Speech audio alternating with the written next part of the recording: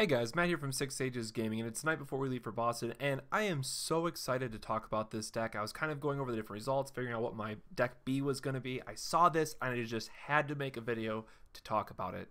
Fire Lightning is something that we really haven't seen, but its principles stay the same over the different sets. We want to be fast, we want to dull our opponents forwards, and we just want to get in damage as quick as possible. This deck has favorites such as El Cid, which I know everyone is so excited to see yet again, but has our other cards like Amon and Selphie, and even Red Mage that make up some of the other staples for both Fire and Lightning. Now, all of that does sound plain and good, but what really makes the spice of this deck? Now, if you guys listened to the Mog podcast that I was on, Alua was my Lightning card for my pick for that set, and I absolutely think that she is deserving of that spot. We also have a tutor for her, so we get to search our deck, which is also really important to know because it makes activating her special ability that much easier. But let's figure out what she does, and then a couple more cards that really help bring her to light. So it's a 3-drop haste for 6,000, which is certainly good on itself, and that's pretty on par with what we've seen, but it's that little text between the special and haste that really makes her stand out. During each turn, when it's chosen by your opponent's summon or ability for the first time in that turn, cancel its effect. So this is a card that your opponent is either going to have to beat in battle, and maybe they'll have a Belias or something, so there's always that option to buff their own guy instead of trying to target yours, but it makes it very difficult to remove her. So we're going to talk about a little bit what cards are great to boost her in combat, but then I want to point out that S as well. Activate all forwards you control, they gain haste, and then all forwards your opponent controls lose 2,000 power until end of turn. I love that this ability is both offensive and defensive, and it's really important here that we can gain haste, but we're going to talk about Vaughn in a second and why that's so good. I want to mention that 2,000 power swing right now, just as the meta is evolving yet and as we've seen in previous sets, is a significant swing. So being able to apply that damage late game where you just need those few last points of damage, that S can come in handy, or just have surprise blockers and get rid of that very problematic forward your opponent is maybe attacking you with. But 6,000 power isn't exactly enough to get the job done that often, so that's where Fire really lends its strength.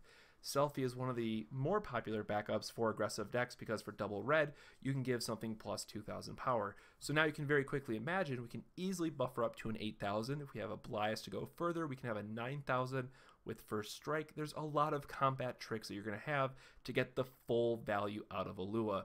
So this is a card I think that we're going to see in virtually every Lightning deck for the near future. So as we're going into Boston this weekend, you absolutely should consider this card, or at least know how you're going to play around it and try to beat it in combat. Again, don't target it with a summoner ability. It's going to feel really bad. Now, the absolute hero of the deck, in my opinion, is going to be Vaughn. And you'll notice that there was 6 different ways, or dedicated ways, I should say, between Sage and Goblin to give him haste. So Sage here being the costly option, but still very much worth it.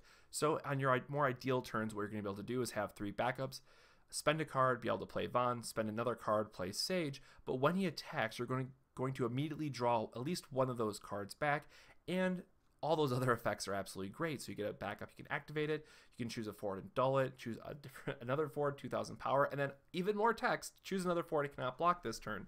So this is just everything that those Fire Lightning decks traditionally want, because you have a way to recover some of your resources, and also it has a way to get blockers out of the way and give plus 2,000 power. So again, really quickly, if you have both Alua and Vaughn in the field, you can see how well they're going to work together. She's going to give him haste, he's going to give her some power in return, and really they're just going to go skipping down the battlefield and smashing your opponent's face in.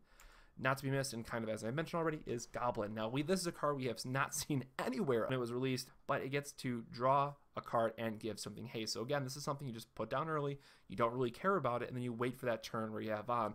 Or it even just plays a kind of psychological threat game with your opponent and saying, hey, I have this Goblin in the field. At any time, I can give any forward I have haste, so you have to make sure that you're ready to face that consequences if you do. So again, Goblin and Sage really helping Vaughn go the distance here and make it a card worth playing.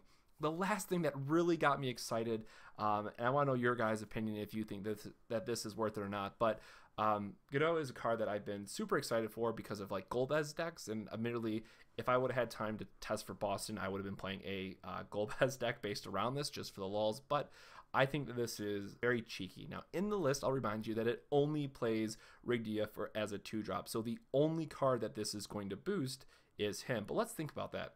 What this does for you in the late game is you have a 4-drop AK, which is fine on power cost to power ratio, but then you suddenly have a 2-drop 7k that has haste, is going to deal 3,000 damage to something, and if it dies, you get to dull something else.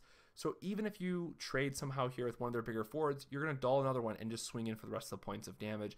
I think that this is absolutely insane for your late game finishers, but it does beg the question kind of what's the right quantity for these and if it's really worth just having this solo 2-drop in the deck for it. So that's it, guys. I really just wanted to cover this last deck before we go to Boston. I have to really quickly edit this and get it up, and then of course I'm looking so forward to seeing everyone in Boston. I still have no idea what I'm playing at the time of recording this, so we'll see. But I hope you guys enjoyed this video. If you did, make sure to drop us a like. That helps out a ton. Comment down below if you think that this combo is going to be worth saving in the deck or if you're taking it out. And of course, don't forget to subscribe for future 6 Sages Gaming content. So on behalf of myself and the rest of the 6 Sages Gaming crew, thank you so much for watching, and we'll catch you on the next video. This video made possible thanks to our Patreon supporters. Thank you to our honorary sages.